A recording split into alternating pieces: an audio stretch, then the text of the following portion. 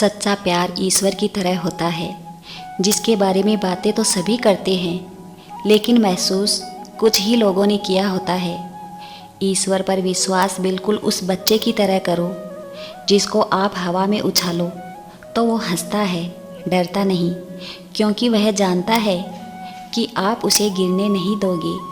अपने बुरे समय में भगवान और समय पर विश्वास रखें। समय कोयले को भी हीरा बना देती है और भगवान रंग को भी राजा। जब आपको ये समझ में आ गया कि सारा काम ईश्वर की मर्जी से ही होता है, तब आपके जीवन की सारी परेशानियां यूं ही खत्म हो जाएगी। जीवन में तकलीफ़ उसी को मिलती है जो हमेशा जवाबदारी उठाने को तैयार रहते हैं, और जवाबदारी लेने वाले कभी हारते नहीं, या तो जीतते हैं या फिर सीखते हैं। हिम्मत से हारना, पर हिम्मत मत हारना। सच्चाई और अच्छाई की तलाश में चाहे पूरी दुनिया घूम लो, अगर वह खुद में नहीं तो कहीं भी नहीं। एक शांत और स्थिर मन ही हमें सही मार्ग दिखाता है। इसलिए सदा शांत और प्रसन्नचित्त रहिए। यदि जगत में प्रत्येक कार्य मनुष्य द्वारा संभव होता तो मेरा अस्तित्व ही नहीं होता। जहाँ से तुम्हारा प्रयत्नों का अंत होता है, वहीं से मेरा अर्थात ईश्वर का कार्य आरंभ होता है।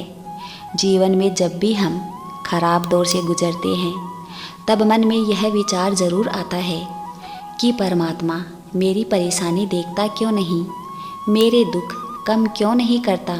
पर याद रखना, जब परीक्षा चल रही होती है तब शिक्षक मौन रहते हैं।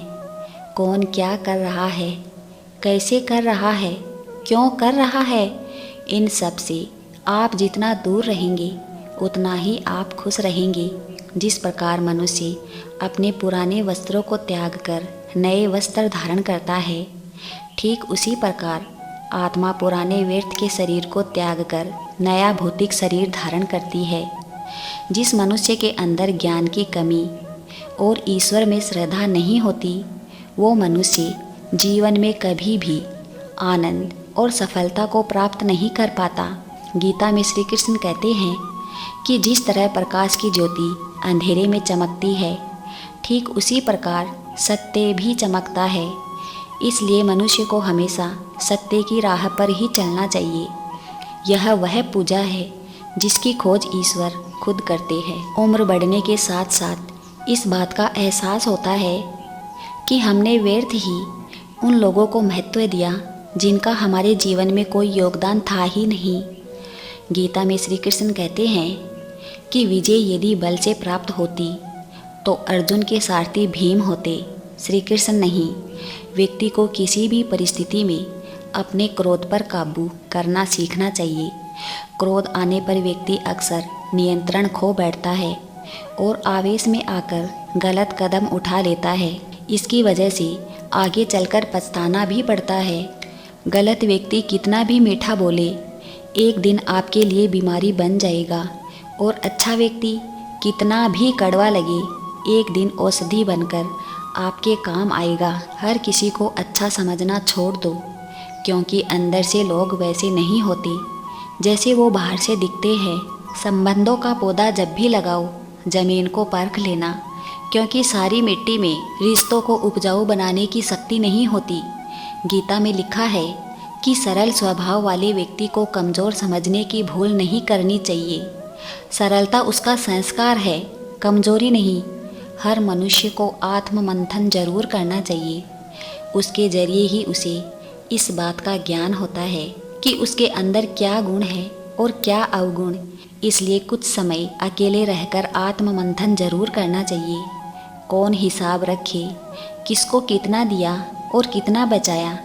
इसलिए ईश्वर ने आसान गणित लगाया, सबको खाली हाथ भेजा और खाली हाथ ही बुलाया।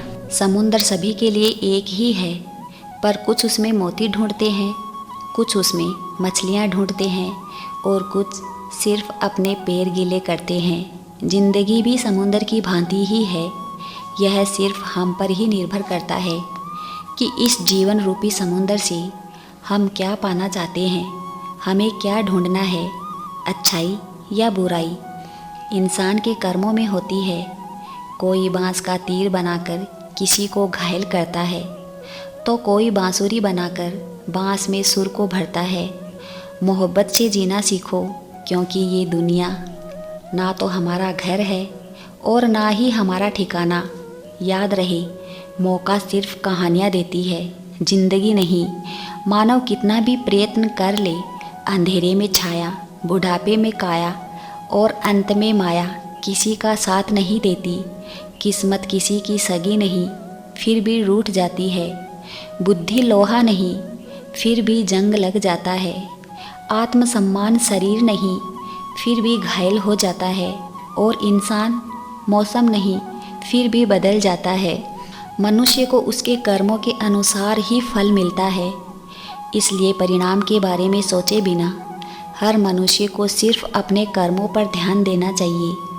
एक बार एक भक्त ने भगवान से पूछा कि हम लोग अपने दोनों हाथों को ऊपर उठाकर कीर्तन सत्संग क्यों करते हैं, जबकि ये तो बिना हाथ उठाकर भी किया जा सकता है। फिर भगवान बताते हैं कि बच्चा जब छोटा होता है तब वो अपनी माँ को देखकर अपने दोनों हाथों को ऊपर उठाकर मचलने लगता है, तड़फने लगता है।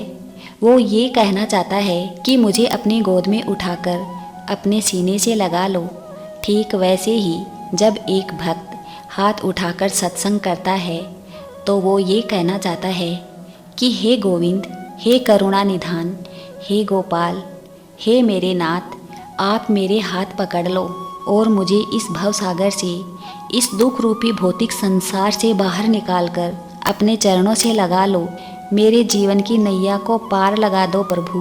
मुझे इन 84 लाख योनियों के चक्कर से मुक्ति दीजिए गोविंद। इसीलिए भक्त दोनों हाथ उठाकर सत्संग कीर्तन करता है। जय श्री कृष्णा। राधे राधे।